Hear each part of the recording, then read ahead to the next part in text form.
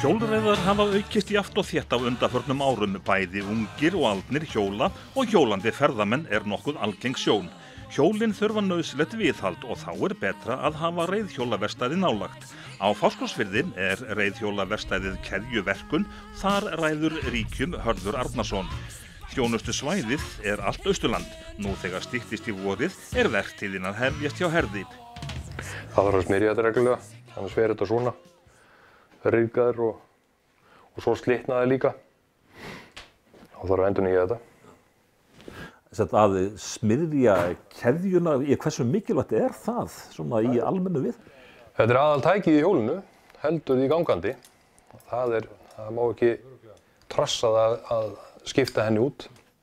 En hjól í dag eru þau að verða alltaf fullkomnari og þá líka svolítið flóknari hvað varðar að gera við þau? Já, þetta er náttúrulega að verða bara mjög dýr búnaður í þessum hjólum. Þetta verður að smíða þetta mjög dýrum efnum.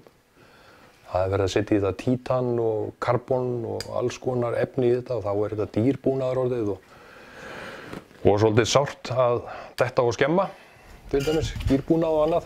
Þetta er svo dýrum hlutum.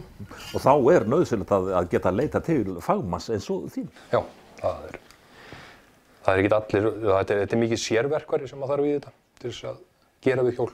Það er svona ekkert allir sem að hlaupa í það, sko. Kaupa sér verkværi til þess að geta gert í hjólið sitt. En þú þjónar öllu Austurlandi eða hvað? Ég reyni það. Þetta er svolítið langt á milli staða samt og svolítið erfitt. Ég er með sendibíl og er að sækja og skila hjólum ef fólk vill. Já, allt Austurland er undir hjá Herði og hjólin sem koma til viðgerðar eru í misjöfnu ástandi. Allt frá því bara sprungið dekk og upp í þau séu bara kolryðguð eftir að draga þau úr skaflinum eftir veturinn. Já, það er þannig að fólk geymur þau í skaflinum stundum. Það kemur fyrir. Þá er lítið annað að gera en bara að henda þeim. Þetta er orðið svo dýrt að gera við þetta. En svona fyrir, utan að smyrja og svona, hvað er það svona sem er oftast nær á borðinu hjá þér? Það er ansi mikið. Þetta er svona skemmdir, til dæmis eftir fall eða jafnvel árekstur við bíl eða annað. Þetta er svo margt sem að kemur upp á. Ef það er ekki veðráttan sem skemmir þetta, þá er það oft bara meðferð jafnvel og þetta er svo margt sem að kemur upp. En jafnvel þó að eigandinn haldi að það svo sem sé ekkert að því, en er ekki staðan svo samt sem áður að það þarf svona að herða upp teina og annað því líkt? Jú, það er svona hluti af því að þetta er náttúrulega nýrri hjól, það getur slaknað á teinum. Þá þarf maður að strekkja upp teinana og rétta gerðirnar af og það er svona vilja skekkjast eða losna á teinum. Hvað með gírana? Jú, þetta er bara sama. Það stirna barkarnir og gírar og þá þarf að skipta því út og svo þarf alltaf reglulega að stilla þetta bara. Bæði gíra og bremsur. Sjálfur segist Hörður hjóla ansi mikið og útlendingar koma með hjól til viðgerðar í Keðjuverkun.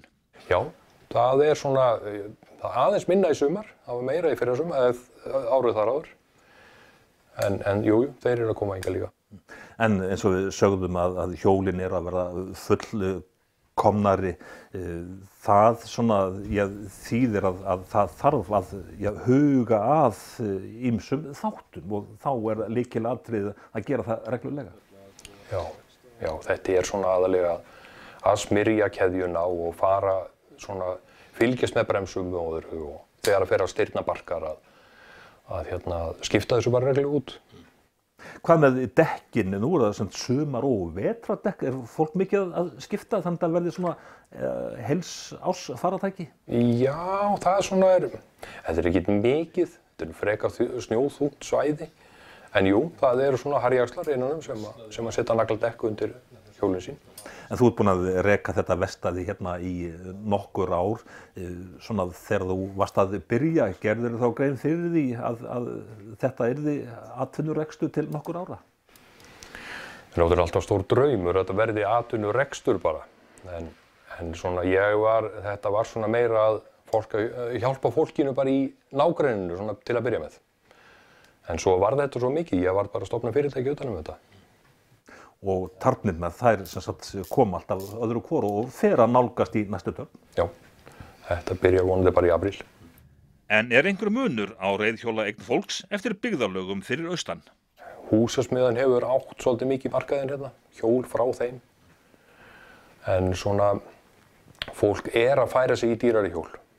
Það svona, og það eru þeir sem bjóða upp á þau hjól, dýrari hjólin sem þeir eiga vinninginn árið í dag. Hvað það svona skemmtilegt við að hjóla og Austurlandið á margan hátt kjörlendi hjólreiðamannsins eða ekki? Hér hægt að hjóla víða, aðallega upp á fjöllin og svona slóða hér og þar sko. Það ansi og marga staði hægt að fara á hjóli.